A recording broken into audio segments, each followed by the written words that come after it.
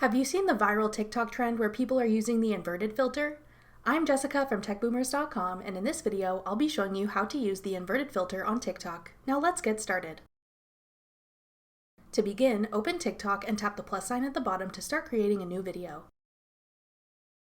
In the bottom left corner, tap Effects.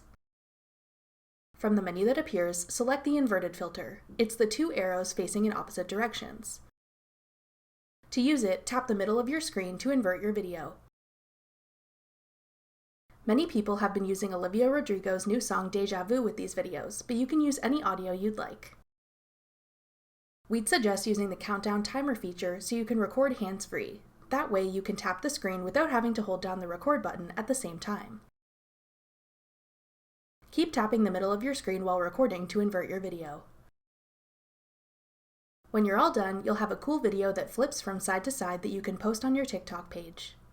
That's all it takes to use the inverted filter on TikTok. Thanks for watching. If you found this video helpful, we'd love it if you'd hit the thumbs up button below and subscribe to our channel. We put out great new tech tutorials like this one every week.